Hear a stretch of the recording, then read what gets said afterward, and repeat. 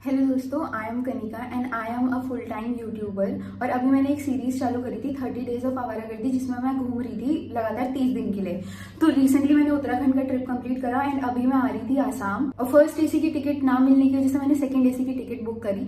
मैंने सोचा first AC second AC दोनों में सेफ्टी तो होती ही है एंड मैंने बुक करी थी दिल्ली से कामाख्या रेलवे स्टेशन जो कि गुवाहाटी में है, ब्रह्मपुत्र मेल, जो कि चलती है 11:40 के अराउंड। वो चलना स्टार्ट हो गई थी दिल्ली से। 3 से 4 बजे के करीब ट्रेन रुकी थी न्यू जलपाईगुड़ी जंक्शन में, जो कि है वेस्ट बंगाल में। ठीक है, तो उस टाइम पे मैं सो रखी थी एंड मैंने अपना फोन तकिए के नीचे रखा हुआ था एंड उसके ऊपर मेरा सर था। मैंने अपने केबिन का, अपनी सीट का पूरा पर्दा लगा के रखा हुआ था। सारी पूरी ट्रेन में ना, पूरी ट्रेन ऐसे वो रखी थी, अंधेरा हो रखा था और सबने अपने अपने ब्लैंक्स लगा रखे थे और सब सो रहे थे। और पता नहीं कब कोई बंदा आया।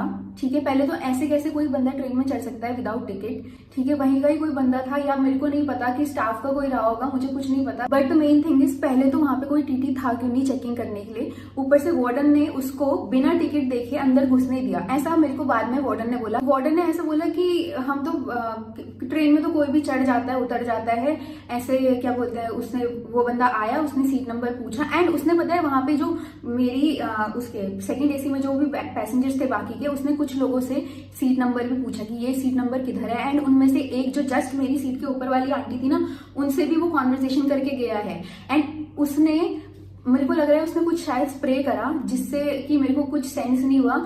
क्योंकि कोई भी अगर ऐसे ट्रैवल करता है तो माइंड तो अलर्ट रहता ही है। जरा सा भी थोड़ा ट्रेन में भी अगर थोड़ी कहीं से आवाज आती है, कुछ आती है, तो आंखें बार बार खुलती रहती है।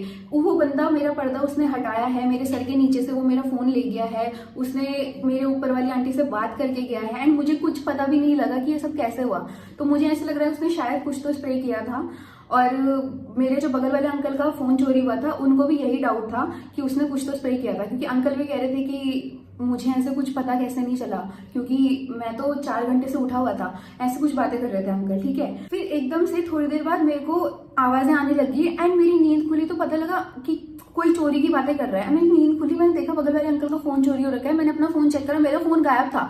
मैंने सीट के नीचे देखा, हर जगह देखा, मेरा फोन गायब था एंड मैं फुल पैनिक हो गई।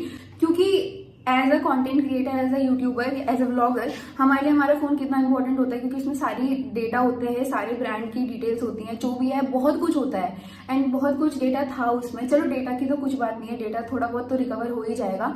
बट उसने जो कुछ स्प्रे करा एंड मेरे को ऐसा हुआ कि भाई कुछ भी हो सकता था। वो तो मेरे पास एक स्पेयर फोन था जो कि मैं हमेशा अपने साथ रखती हूँ, वरना मैं कहाँ जाती, मैं क्या करती, मैं क्या होता मेरे साथ। मेरे को बहुत ज्यादा पैनिक हो गई मैं। भाई कौन कैसे नहीं सोचेगा इतना कुछ। मैं बहुत घबरा गई। फिर वहां पे मैंने उन लोगों से पूछा तो उन्होंने एक नंबर बोला डायल करने को। वो नंबर मैंने डायल करा तो तब तक ट्रेन चल चुकी थी। तो जो न्यू जलपाईगुड़ी स्टेशन जो वेस्ट बंगाल में है, वो पीछे छूट चुका था एंड हम आगे आ गए थे। एंड देन उन लोगों ने मुझे बोला कि आप आरपीएफ वालों को कॉन्टेक्ट करो। मैंने आरपीएफ वालों को बोला, वो आए, उन्होंने एक फॉर्म दिया मुझे भरने को। मैंने वो फॉर्म फिल करा एंड मैंने उनको इतना रिक्वेस्ट करा कि प्लीज आप अपना कॉन्टैक्ट नंबर दे दो, जिससे अगर मुझे कुछ पता लगे तो मैं आपको तो बता पाऊं। बट उन्होंने कोई कॉन्टैक्ट नंबर भी नहीं दिया। तो फिर मैंने उनसे पूछा कि क्या चांसेस है मेरे फोन मिलने के। उन्होंने बोला कभी कभी मिल जाता है, कभी कभी नहीं मिलता है।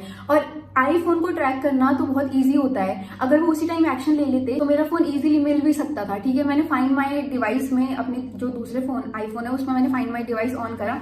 पहले तो कोई इन्फॉर्मेशन नहीं आई। उसके बाद 9-9:30 बजे करीब मेरा फोन ऑन हुआ और उसने मेरी मम्मी का फोन उठाया, क्योंकि मेरी मम्मी लगातार उस नंबर पे कॉल करी थी। और मेरी मम्मी का फोन उठाया उसने। फिर उसने मेरी मम्मी से थोड़ी सी बात करी, बोला कि मैं आरपीएफ का बंदा हूं एंड मुझे मिला है ये फोन चोर से, और आप मुझे इस फोन का पासवर्ड बता दो, मैं फिर ये फोन कोरियर कर दूंगा। मेरी मम्मी ने मना कर दिया। ठीक है, उसके बाद उसने दोबारा किसी दूसरे चोरी किए हुए फोन से मेरी मम्मी को दोबारा फोन करा। उसने बोला कि आप मुझे पासवर्ड बता दो, मैं फोन कोरियर कर दूंगा। वो पीछे पड़ गया था मेरी मम्मी को, बार बार बोला था कि आप पासवर्ड बताओ, पासवर्ड बताओ। मेरी मम्मी ने नहीं बताया और मेरी मम्मी ने बोला मुझे कैसे पता लगेगा, मेरी बेटी का फोन तो तुम चोरी करके ले गए हो। बाकी फिर मेरे पास कोई ऑप्शन नहीं बचा था। मैं वहां के नॉर्मल स्टाफ से बात कर रही हूँ कि भैया कुछ तो हो जाएगा ना, कैसे तो हो जाएगा। वो तो अच्छा है, मेरे पास ये दूसरा फोन था जिससे मैं अपनी फैमिली को कॉन्टेक्ट कर पा रही थी। तो मेरी फैमिली वालों ने मेरी बहुत हेल्प करी। मेरे भैया, मेरी मम्मी, सब लोग लगे हुए थे। मेरा अकाउंट वगैरह फ्रीज करवाए, सब कुछ करवा दिया था उन्होंने अपनी तरफ से जो जो कर सकते थे।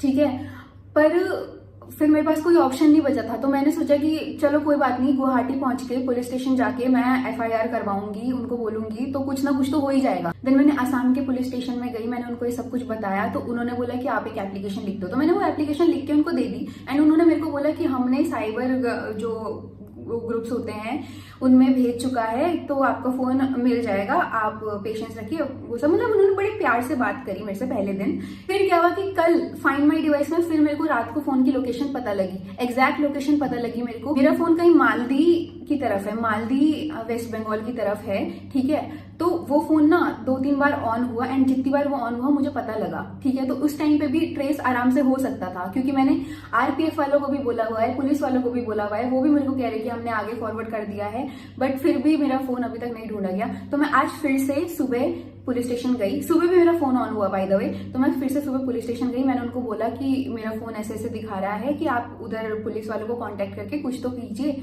तो वो बोलते कि हमारे हाथ पे कुछ नहीं है, आप रेलवे पुलिस में चले जाओ। और ये चीज उन्होंने मेरे को कल नहीं बोली, वो मेरे को आज बोलते कि हम कुछ नहीं कर सकते, हमारे हाथ में नहीं है, आप रेलवे पुलिस में जाओ।